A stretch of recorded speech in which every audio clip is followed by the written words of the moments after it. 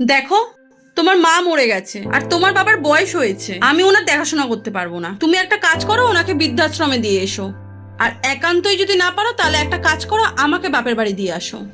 এসব কি বলছো তুমি? মা মারা গেছে এখনো কয়েক মাস কাটেনি, আমি বাবাকে বৃদ্ধাশ্রমে দিয়ে আসবো? এটা তোমার নিজের বাবা হলে তুমি বলতে পারতে। আর বাবা রয়েছে, তোমার সমস্যাটা কি হচ্ছে? দেখো, আমি তোমার সাথে তর্ক করতে চাই না, আমি যেটা বলছি সেটাই হবে। আর যদি না পারো তাহলে বললাম তো আমাকে বাপের বাড়ি দিয়ে এসো। তুমি যেটা বলছো সেটা কখনো সম্ভব নয়। ওকে ফাইন, তাহলে আমিই চলে যাচ্ছি। আরে দাঁড়াও বৌমা। বাবা, তুমি যাও, আমি আসছি, অসুবিধা নেই কোনো। না না না, তোকে যেতে হবে না। একটা কথা ছিল, বলি কি, তুই বাবা আমাকে বৃদ্ধাশ্রমে রেখে আয়। দেখ, আমার তো বয়স হয়েছে, জীবন তো অর্ধেকের বেশিটা কেটেই গেছে। তুই কাজে কর্মে যাস, বৌমা সারাদিন খাটাখাটনি করে, নাতনিটা সেই স্কুলে যায়, আমার বাড়িতে একা একা ভালো লাগে না। তাই বলছি, আমাকে বৃদ্ধাশ্রমে রেখে আয়। সেখানে দু চারজন বন্ধু বান্ধব পাবো, তাদের সঙ্গে সময় কাটাবো, গল্প করব, সময় কেটে যাবে। তুই মাঝে মাঝে পারলে, যদি পারিস, বলে একবার গিয়ে দেখে আসিস।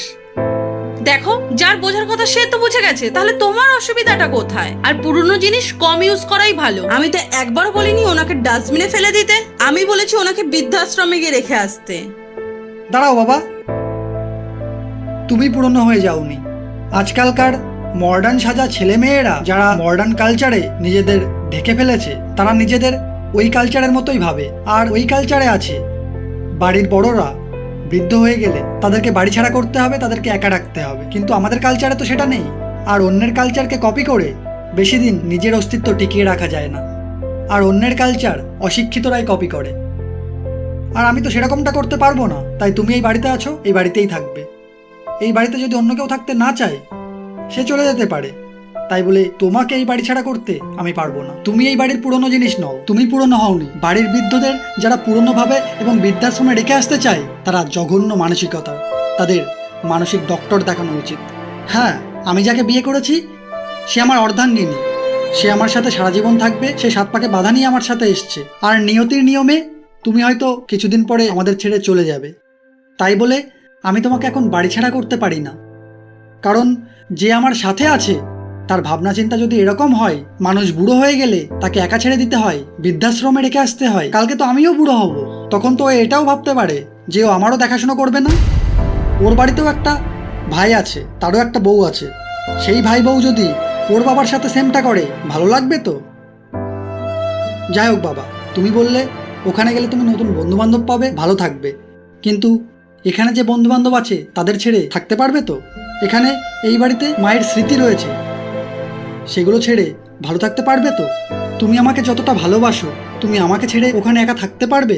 পারবে না। আর সবাই আমরা বলি বুড়োরা আর বাচ্চারা সমান হয়। তো আমি যখন ছোট ছিলাম, তুমি আমাকে একা ছেড়ে থাকতে পারতে? আমাকে ফেলে দিতে পারতে? পারতে না। তাহলে আমি তোমাকে একা কি করে ছেড়ে দিতে পারি?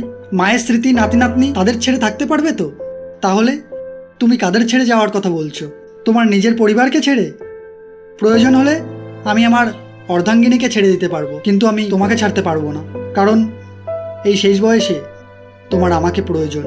আমি তোমাকে ছাড়তে পারবো না। ঠিক আছে, তুমি যখন ছাড়তে পারবে না তাহলে আমাকে ছেড়ে দাও, আমি চলে যাচ্ছি তাহলে। বাবা, যেতে দাও।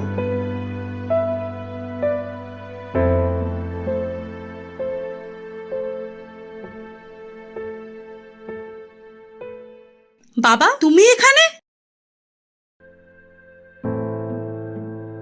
তোমার ভাই বউ তোমার বাবাকে বাড়ি থেকে বের করে দিয়েছে। আমি তোমাকে বলেছিলাম না, তোমার একটা ভাই বউ আছে, সে যদি তোমার বাবাকে বের করে দেয় কেমন লাগবে? আমি সবটা জানার পরে ওনাকে এখানে আসতে বলি। ভেবেছিলাম তুমি হয়তো বুঝবে, কিন্তু না। তুমিও দেখছি তোমার ভাই বউয়ের মতো আমার বাবাকে বাড়ি থেকে বের করতে চেয়েছো। তো এখন ডিসিশনটা তোমার। তুমি চাইলে তোমার বাবা আর আমার বাবা দুজনকেই বৃদ্ধাশ্রমে রেখে আসতে পারো। তারপর আমি আর তুমি একা থাকবো আমাদের বাচ্চাকে নিয়ে। বাবা, আমাকে ক্ষমা করে দিন, আমি বুঝতে পারিনি আপনি আমাকে কতটা ভালোবাসেন, কতটা খেয়াল রাখেন। আর আমি না বুঝে আপনাকে... না, থাক থাক থাক মা, তুমি তোমার বৌমা না, তুমি তোমার মেয়ে। আরে কেউ কাঁদে নাকি? না মা, কেঁদো না, ঘরে এসো, কেঁদো না। ব্যয়মশাই আসুন, আর আমরা একসঙ্গেই থাকবো। এটা আপনার নিজেরই বাড়ি, চলুন চলুন। কর্মফল এটা সবাই আমরা জানি। আজকে আমরা বাড়ির বৃদ্ধদের বৃদ্ধাশ্রমে রেখে আসলে বাড়ির ছোটরা সেটাই দেখবে, সেটাই শিখবে। কালকে আমাদেরকেও সেখানেই রেখে আসবে। ছোটদেরকে বাড়ির বড়দের ভালোবাসতে শেখাতে হয়, বাড়ির বড়দের সাথে থাকতে শেখাতে হয়। তবেই তারা পরিবারের মাহাত্ম্য বুঝবে, পরিবারের সাথে থাকবে, পরিবারকে সাথে নিয়ে চলবে। আর বাচ্চাদের যত একা থাকা শেখাবে তত তারা স্বার্থপর হবে, তত তারা একা সেরে হবে।